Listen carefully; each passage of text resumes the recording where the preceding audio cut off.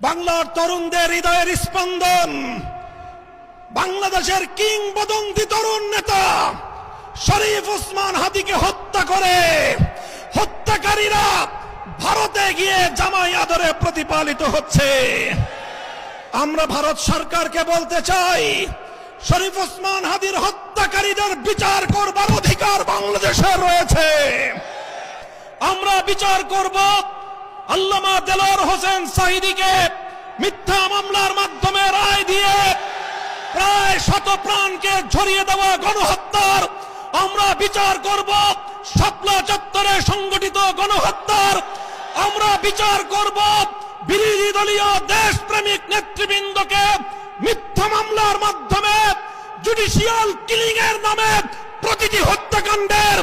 আমরা বিচার করব 2021 সালের মোদী বিরোধী আন্দোলনে শাহাদাত প্রাপ্ত বীর শহীদদের। আমরা বিচার করব 2024 সালের প্রতিটি হত্যাকাণ্ডের ইনশাআল্লাহ।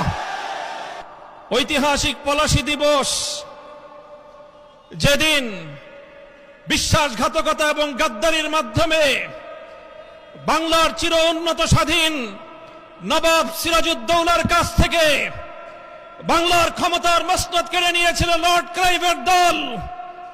আজ এই ঐতিহাসিক দিবসে বিজয়নগরের প্রান্তে দাঁড়িয়ে আমরা বলতে চাই, যে রক্ত দিয়ে আমরা জুলাই বিপ্লব ঘটিয়েছি, যে রক্ত দিয়ে ফ্যাসিবাদকে বিতাড়িত করেছি, জীবন দিয়ে হলো বাংলার মাটিকে ফ্যাসিবাদ মুক্ত রাখবো ইনশাআল্লাহ।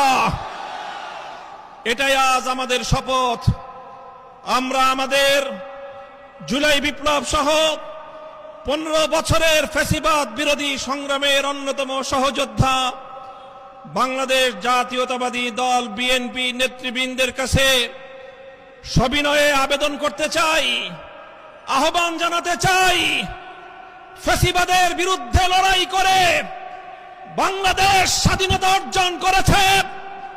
দ্বিতীয় প্রজাতন্ত্রের মাধ্যমে যে নতুন বাংলাদেশের যাত্রা শুরু হয়েছে, সেই বাংলাদেশের শহীদদের কাছে আমাদের কমিটমেন্ট হলো এই, বিগত দিনের প্রতিটি গুম খুন হত্যাকাণ্ডের বিচার করব।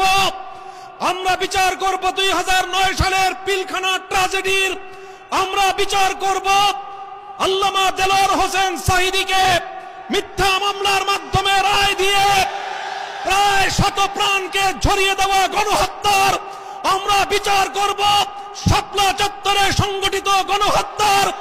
আমরা বিচার করব বিরোধী দলীয়